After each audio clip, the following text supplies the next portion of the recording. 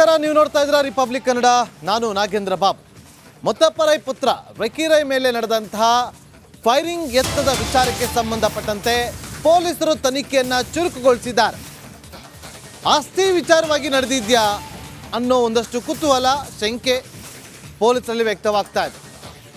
2 ದಿನಗಳ ಹಿಂದೆ ಬೆಂಗಳೂರಿಗೆ ಬಂದಿದ್ದಂತಹ ರಕೀರೈ ಎರಡನೇ ಪತ್ನಿ ಮುತ್ತಪ್ಪರೈ ಅವರ ಎರಡನೇ ಪತ್ನಿ ಅನುರಾಧ ಹಾಗೂ ರಾಕೇಶ್ ಮಲ್ಲಿ ವಿವಾದವನ್ನು, ಆಸ್ತಿ ವಿವಾದದ ಬಗೆಹರಿಸಿಕೊಳ್ಳೋದಕ್ಕೆ ಯತ್ನವನ್ನು ಪಟ್ಟಿದ್ರು. ಕಳೆದ ನವೆಂಬರ್ನಲ್ಲಿ ಆಸ್ತಿ ವಿವಾದ ಇತ್ಯರ್ಥ ಮಾಡಿಕೊಂಡಿದ್ರು. ಹಣಕಾಸಿನ ಫೈನಲ್ ಸೆಟಲ್ಮೆಂಟ್ಗೆ ರಿಕಿ ಬಂದಿದ್ರು ಅಂತ ಹೇಳಲಾಗ್ತಾ ಇದೆ. ಇದೇ ವಿಚಾರವಾಗಿ ರಕೀರೈ ಮೇಲೆ ಫೈರಿಂಗ್ ಯತ್ನ ನಡೆದಿತ್ತಾ, ಹತ್ಯೆಗೆ ಯತ್ನ ನಡೆದಿದ್ಯಾ ಅನ್ನೋ ಪ್ರಶ್ನೆಗಳು ಈಗ ಉದ್ಭವ ಆಗ್ತಾ ಇದೆ. ಕೋಟ್ಯಾಂತರ ರೂಪಾಯಿ ಆಸ್ತಿ, ಲಕ್ಷ ಅಲ್ಲ, 100 ಕೋಟಿ ರೂಪಾಯಿ ಆಸ್ತಿ. ಆ ಆಸ್ತಿ ವಿಚಾರವಾಗಿ ಸಾಕಷ್ಟು ದಿನಗಳಿಂದ ರೈವಲ್ರಿ ಇತ್ತು, ಇಲ್ಲ ಅಂತ ಯಾರು ಹೇಳಲ್ಲ. ರೈವಲ್ರಿ ಇತ್ತು, ದ್ವೇಷ ಇತ್ತು. 2 ದಿನದ ಹಿಂದೆ ಬೆಂಗಳೂರಿಗೆ ಬಂದಿದ್ರಂತೆ ರಕೀರೈ. ಇದೆಲ್ಲವನ್ನು ಕೂಡ ಇತ್ಯರ್ಥ ಮಾಡಿಕೊಳ್ಳೋಣ ಅಂತೇಳಿ. ಇನ್ನು ರಕೀರೈ ಸ್ನೇಹಿತ ಫರನ್ ಅಲಿಗೆ ಖಾಕಿ ಡ್ರಿಲ್ ನಡೆಸ್ತಾ ಇದೆ. ಬಿಡದಿ ಸ್ಟೇಷನ್ ಅಲ್ಲಿ ಇಟ್ಟುಕೊಂಡು SP ಶ್ರೀನಿವಾಸ್ ಗೌಡ ಅವರ ನೇತೃತ್ವದಲ್ಲಿ ವಿಚಾರಣೆ ನಡೀತಾ ಇದೆ. ಮಣಿಪಾಲ್ ಆಸ್ಪತ್ರೆಯಲ್ಲಿದ್ದಂಥ ಫರನ್ ಅಲಿ, ಅಲ್ಲಿಂದ ಆತನನ್ನ ಕರ್ಕೊಂಡು ಬಂದು ಮಾಹಿತಿಯನ್ನ ಕಲೆ ಹಾಕ್ತಿದ್ದಾರೆ. ಫರನ್ ಅಲಿ ಮೊಬೈಲ್ ಕೂಡ ಪರಿಶೀಲನೆ ಮಾಡಿದಂಥ ಪೊಲೀಸರು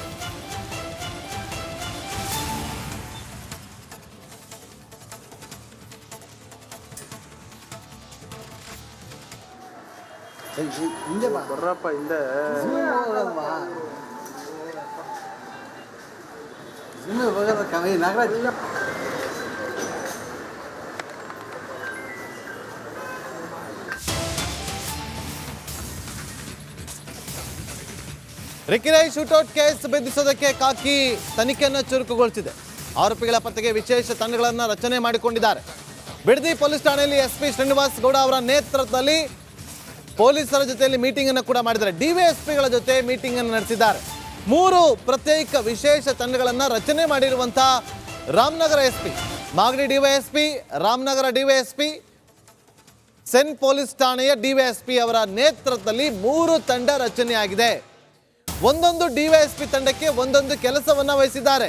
ಟೆಕ್ನಿಕಲ್ ಆಯಾಮದಲ್ಲಿ ತನಿಖೆಯನ್ನು ನಡೆಸೋದಕ್ಕೆ, ಫಿಸಿಕಲ್ ಆಯಾಮದಲ್ಲಿ ತನಿಖೆಯನ್ನು ನಡೆಸೋದಕ್ಕೆ, ಸೈಂಟಿಫಿಕ್ ಆಯಾಮದಲ್ಲೂ ಕೂಡ ತನಿಖೆಯನ್ನು ನಡೆಸೋದಕ್ಕೆ 3 DYSPಗಳನ್ನ ಈಗ ಅವರ ನೇತೃತ್ವದಲ್ಲಿ ಟೀಮ್ ಅಂತ ರೆಡಿ ಆಗಿದೆ.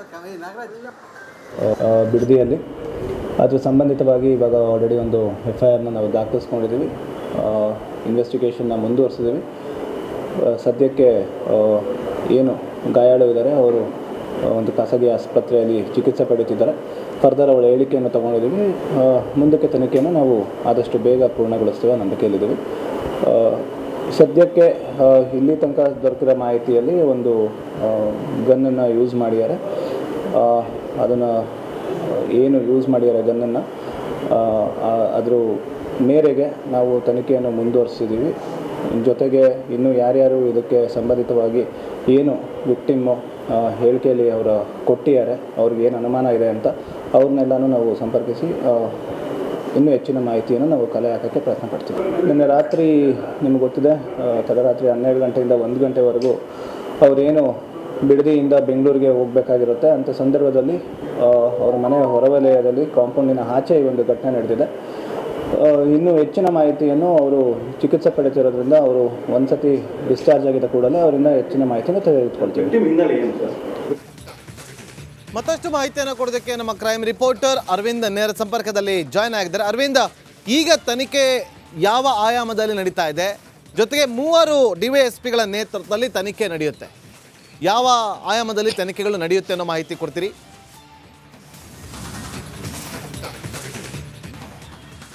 ಎಸ್ ನಾಗೇಂದ್ರ ಬಾಬು, ಮುತ್ತಪ್ಪರೈ ಕಿರಿಯ ಪುತ್ರ ರಿಕ್ಕಿ ರೈ ಅವರ ಶೂಟೌಟ್ ಪ್ರಕರಣ ಏನಿದೆ, ಈ ಪ್ರಕರಣ ಸಂಬಂಧ ತನಿಖೆ ತೀವ್ರಗತಿಯಿಂದ ನಡೀತಾ ಇರುವಂಥದ್ದು. ವಿವಿಧ ಆಯಾಮಗಳಲ್ಲಿ ತನಿಖೆ ನಡೀತಾ ಇದೆ.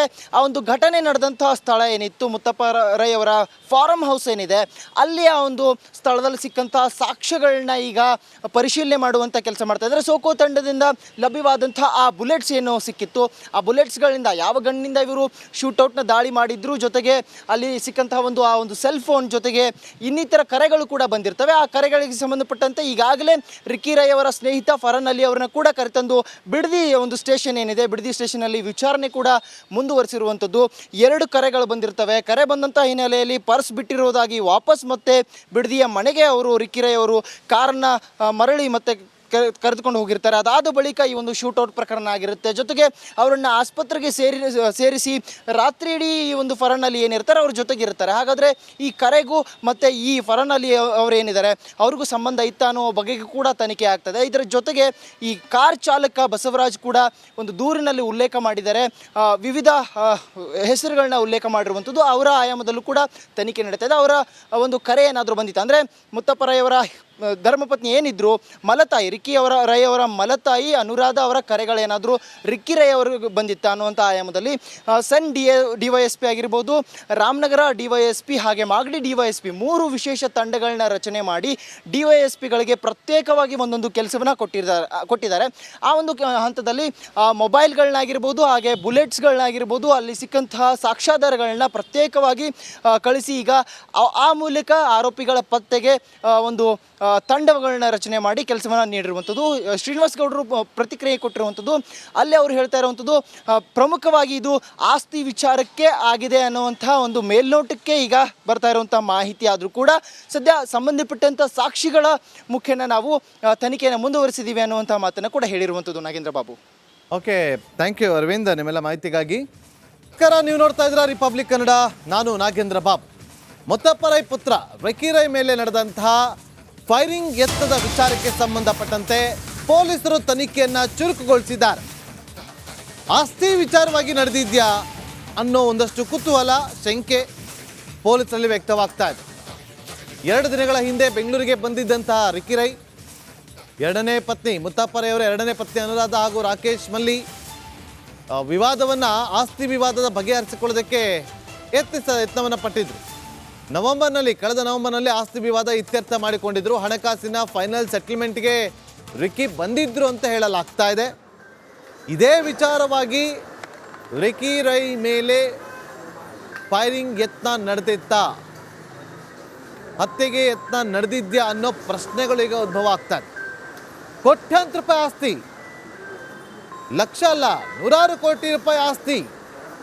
ಆ ಆಸ್ತಿ ವಿಚಾರವಾಗಿ ಸಾಕಷ್ಟು ದಿನಗಳಿಂದ ರೈವಲ್ರಿ ಇತ್ತು, ಇಲ್ಲ ಅಂತ ಯಾರು ಹೇಳಲ್ಲ. ರೈವಲ್ರಿ ಇತ್ತು, ದ್ವೇಷ ಇತ್ತು. 2 ದಿನದ ಹಿಂದೆ ಬೆಂಗಳೂರಿಗೆ ಬಂದಿದ್ರಂತೆ ರಿಕ್ಕಿ ರೈ. ಇದೆಲ್ಲವನ್ನು ಕೂಡ ಇತ್ಯರ್ಥ ಮಾಡಿಕೊಳ್ಳೋಣ ಅಂತೇಳಿ ಇನ್ನು ರಿಕ್ಕಿ ರೈ ಸ್ನೇಹಿತ ಫರನ್ ಅಲಿಗೆ ಖಾಕಿ ಡ್ರಿಲ್ ನಡೆಸ್ತಾ ಇದೆ. ಬಿಡದಿ ಸ್ಟೇಷನ್ ಅಲ್ಲಿ ಇಟ್ಟುಕೊಂಡು SP ಶ್ರೀನಿವಾಸ್ ಗೌಡ ಅವರ ನೇತೃತ್ವದಲ್ಲಿ ವಿಚಾರಣೆ ನಡೀತಾ ಇದೆ. ಮಣಿಪಾಲ್ ಆಸ್ಪತ್ರೆಯಲ್ಲಿದ್ದಂಥ ಫರನ್ ಅಲಿ